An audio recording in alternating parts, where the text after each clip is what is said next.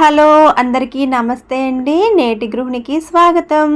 ఇవాళ మన కిచెన్లో నల్ల శనగలు, కొమ్ము శనగలు అంటారు కదండి. ఇలాగే ఈ శనగలతోటి మనం ఇవాళ కూర ప్రిపేర్ చేసుకుందాం. ఇంకెందుకు లేటు, మన వంటింట్లోకి వెళ్ళిపోదాం. వచ్చేయండి. ఈ శనగల్ని రాత్రంతా నానబెట్టుకోవాలండి. ఉదయాన్నే వీటికి ఉన్న జిగురంతా పోయేలా నీట్గా కడిగేసుకున్న తర్వాత శనగలు మునిగేంత వరకు నీళ్లు పోసుకొని కొంచెం రుచికి సరిపడగా ఉప్పు వేసుకొని వీటిని కుక్కర్లో పెట్టుకుందాం. కుక్కర్లో మనకి 5 విజిల్స్ వచ్చేంత వరకు వీటిని ఉడికించుకోవాలి. శనగల వల్ల మనకి చాలా మంచిదండి. శనగలు ఆహారంలో తీసుకోవడం వల్ల మనకి ప్రోటీను, పీచు పదార్థం, ఐరన్ పుష్కలంగా ఉంటాయి. ఇది బరువు తగ్గాలనుకునే వాళ్ళకి కూడా మంచి ఆహారం అని చెప్పొచ్చండి.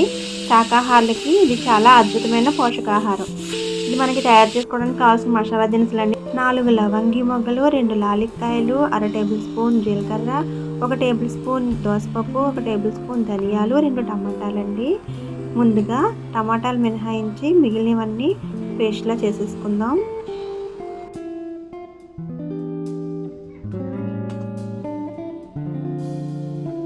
ఇలా పేస్ట్లా చేసేసుకున్న తర్వాత కుక్కర్ విజిల్ చూసుకుందామండి ఒకసారి.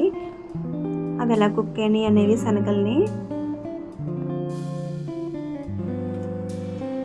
చూస్తున్నారు కదా. మనం వేసిన వాటర్కి సరిగ్గా సరిపోయినాయండి, తక్కువ అవ్వలేదు, మెత్తగా కూడా తయారైపోయినాయి. ఒకవేళ మీకు కుక్ అవ్వకపోతే ఇంకొక 2 విజిల్స్ ఎక్కువ వేయించుకున్నా పర్లేదండి శనగలు. ఇప్పుడు నేను తీసుకున్న 1/2 కేజీ శనగల్లోని ఒక హాఫ్ వంతేమో మిక్సీ పట్టేసుకుంటున్నానండి. హాఫ్ కర్రీకి ఎలా ఉంటుంది అన్నమాట. పేస్ట్ చేసేసుకుంటున్నాను. బరకగా పేస్ట్ చేసుకోవాలి. చేసుకున్న తర్వాత టమాటాలను కూడా పేస్ట్ చేసేసుకున్నాను.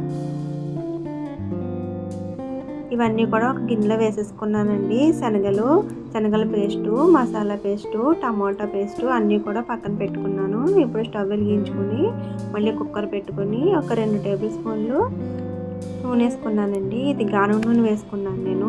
ఇందులో ఒక రెమ్మ కరివేపాకు వేసి ఫ్రై చేసుకున్నాను ముందు. మీరు గమనించినట్లయితే ఇందులో నేను వెల్లుల్లి వేయకుండా అయితే చేస్తున్నానండి. ఈ రెసిపీ కనుక మీకు నచ్చినట్లయితే లైక్ చేసి, షేర్ చేసి, సబ్స్క్రైబ్ చేసుకోండి ఛానల్ని. కార్తీక మాసం పూజలు చేసినప్పుడు ఇలా వెల్లుల్లి లేని రెసిపీస్ ఉపయోగపడతాయండి. ఇలా ఫ్రై అయిన తర్వాత మనం మిక్సీలో పట్టుకున్నాం కదా, ఈ గుజ్జు కూడా వేసేసుకుని పచ్చివాసన పోయేంత వరకు ఫ్రై చేసుకోవాలి. ఎప్పుడు కూడా ఇలా ఫ్రైలు చేసుకున్నప్పుడు సిమ్లో పెట్టుకోవాలండి. ఇందులో నేను కొంచెం పసుపు వేసాను, ఒక 2 స్పూన్లన్నరేమో కారం వేసానండి. 2 స్పూన్లన్నర కారం వేసుకున్న తర్వాత ఈ మసాలా అంతా పట్టేలాగా మళ్ళీ ఒకసారి కలుపుకోవాలి. మీకు రుచికి సరిపడగా ఉప్పు వేసుకోండి. ఇప్పుడు ఇదంతా కలిసి ఇలా కలిపేసుకుని మసాలాకి ఉప్పు కారం అది బాగా పట్టి ఇలా కలుపుకోవాలండి. ఏంటంటే కారం వేయినా కూడా టేస్ట్ బాగా వస్తుంది. పచ్చివాసన అంతా పోయి ఇలా కారం ఒకసారి ఆయిల్లో వేగితే ఆ స్మెల్ బాగుంటుందండి. ఇప్పుడు ఇందులో మనం ఉడకబెట్టుకుని పక్కన పెట్టుకున్న శనగలు ఉన్నాయి కదా, అవి అయితే వేసేసుకుందాం. ఇవి కూడా వేసుకున్న తర్వాత ఒకసారి ఇలా మిక్స్ చేసుకోవాలండి, కలిపేసుకోవాలి. ఇలా కలుపుకోవడం వల్ల శనగలకు కూడా కొంచెం మసాలా అనేది పడుతుంది. ఇప్పుడు మనం కొంచెం వాటర్ వేసుకుందామండి. టమాటా ప్యూరీ రుబ్బిన గిన్నెలోనే మిక్సీ జార్లో కొంచెం వాటర్ వేసి అవి వేసుకుని కలుపుకుంటున్నాను నేను. మసాలా అంతా కూడా మొత్తంగా కలిసేలాగా చూసారా, ఇలా కలుపుకోవాలి. ఇలా కలిపేసుకున్న తర్వాత ఇప్పుడు మనం రుబ్బి పెట్టుకున్న శనగల ముద్ద ఉంది కదండి, అదైతే వేసేసుకుందాం. శనగల ముద్ద ఎప్పుడు కూడా మెత్తగా చేయకూడదు, కొంచెం కచ్చాపచ్చాగా ఉన్నట్టే ఉండాలి. అలా అయితేనే గ్రేవీలోకి బాగుంటుందండి. ఇలా కచ్చాపచ్చాగా రుబ్బుకొని వేసుకున్నది కూడా ఒకసారి వేసి కలిపేసుకుందామండి. కలిపేసిన తర్వాత ఇందులోకి 1 గ్లాస్ క్వాంటిటీ వాటర్ పడుతుంది. 1 గ్లాస్ సరిపోతుందండి. నేను శనగల ముద్ద పేస్ట్ చేసిన దాంట్లో గిన్నెలో కొంచెం వాటర్ వేసి కడిగేసి పోసానండి. ఇప్పుడు మీరు ఇందులో మిగిలిన వాటర్ వేసేసుకోండి. 1 గ్లాస్ అయితే సరిపోతుంది. ఈ రెసిపీ మీకు పుల్కాలోకి, రైస్లోకి, పులిహోర కానీ, వెజ్ బిర్యానీ కానీ దేంట్లో కన్నా బాగుంటుందండి. చపాతీలో కూడా చాలా బాగుంటుంది. పిల్లలకి, పెద్దలకి అందరికీ చాలా ఇష్టంగా తింటారు కూడా. ఈ టైంలో ఉప్పు సరిపోయిందో లేదో చూసుకుని, ఉప్పు సరిపోకపోతే వేసుకోవాలండి. ఇప్పుడు దీనికి 1 విజిల్ వస్తే సరిపోతుందండి. మూత పెట్టేసుకుని 1 విజిల్ రానిద్దాం.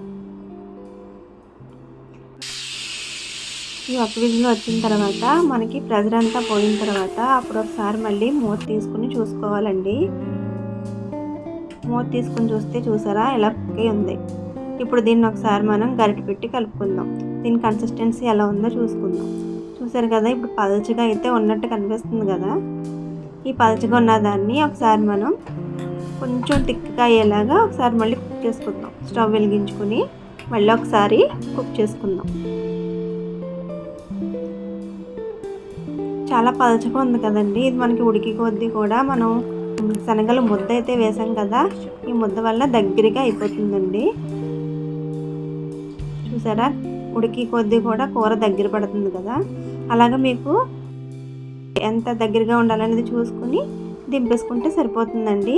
శనగల కూర చల్లారాక కూడా గట్టిగా అయిపోతుంది, అది మీరు గమనించాలి.